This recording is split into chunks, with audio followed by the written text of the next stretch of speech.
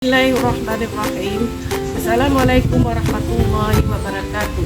Nama saya Medawati SPDI, guru PAI SMA Negeri 2 Mutiara, Kecamatan Mutiara Timur, Kabupaten Pidi Aceh.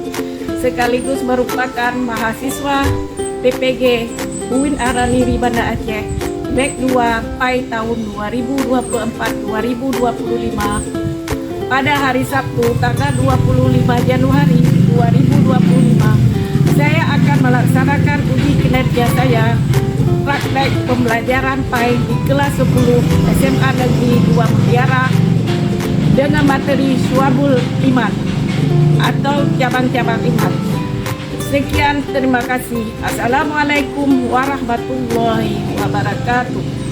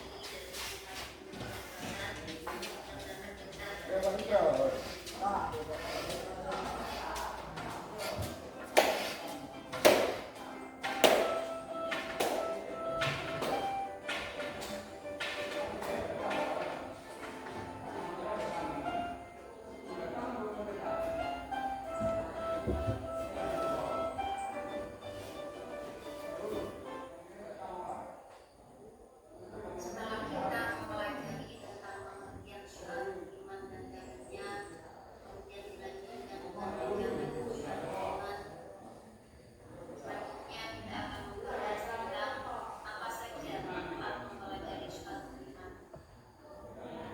Mempelajari syiar iman memberikan manfaat pada pribadi seseorang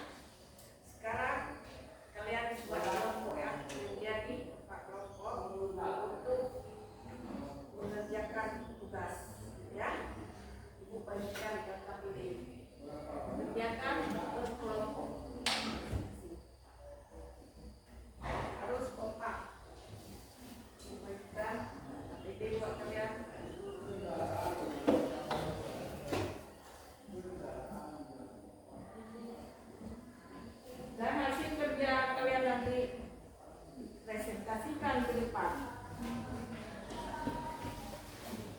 Coba kerjakan.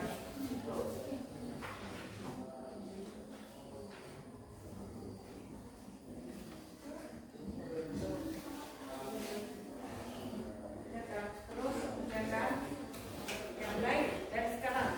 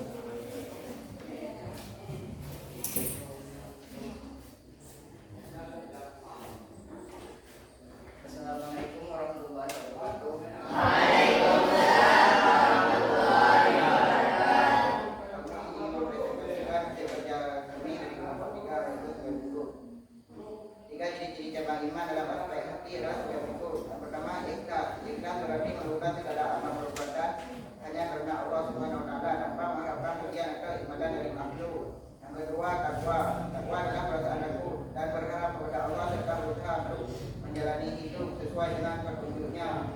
Yang ketiga adalah rasa malu kepada Allah. Rasa malu dalam konteks iman adalah perasaan aku dan segera untuk melakukan perbuatan yang tidak disukai oleh Allah. Yang kedua adalah cabang iman yang berhubungan dengan amal perbuatan adalah tindakan-tindakan baik dan dilakukan seorang sebagai wujud nyata dari keimanannya kepada Allah Subhanahu wa taala. Amal perbuatan ini mencakup segala aktivitas yang dilakukan oleh seorang muslim sebagai bentuk ketaatan dan pengabdian kepada Allah serta mengikuti ajaran Islam dalam kehidupan sehari-hari. Contohnya salat. Salat adalah salah satu amal perbuatan yang merupakan rukun Islam karena salat waktu setiap hari menunjukkan keimanan seseorang kepada Allah. Sekian dari kami. Assalamualaikum warahmatullahi wabarakatuh. Waalaikumsalam warahmatullahi wabarakatuh.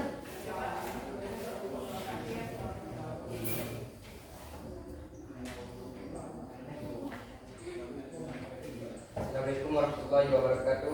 Waalaikumsalam warahmatullahi wabarakatuh. Saya mewakili dari kelompok 4 ingin mempresentasikan hasil dari belajar dasar kami. Seorang harus percaya kepada kadar dan kadar dalam kehidupannya, karena hal ini merupakan bagian dari beriman yang perlu diyakini oleh setiap muslim. Kepercayaan terhadap kadar dan kadar memberikan banyak manfaat, baik dalam spiritual, mental maupun sosial. Sikap tegas dalam beribadah kepada Allah sangat penting karena ia merupakan penentu diterimanya amal ibadah.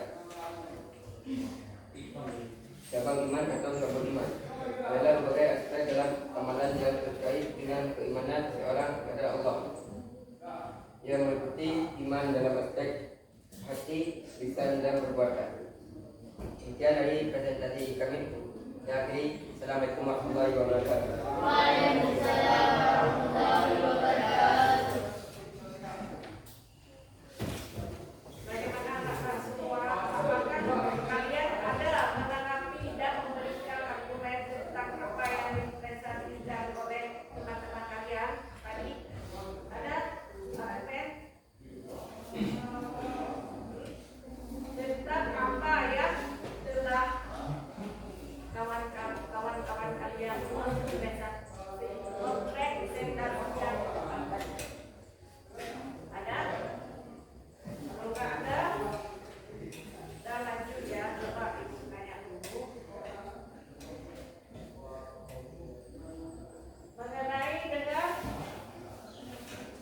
hubungan antara iman dan takwa dalam kehidupan sehari-hari. Ada yang tahu?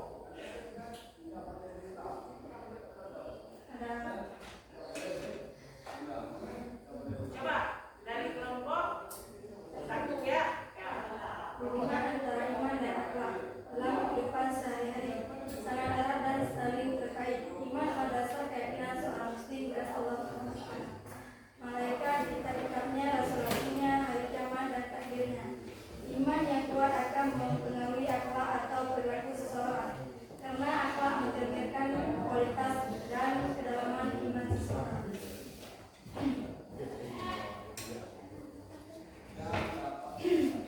Coba lagi ya, bukannya boleh jawab siapa saja ya. Mengapa seseorang harus percaya kepada qada dan qadar dalam kehidupan kita?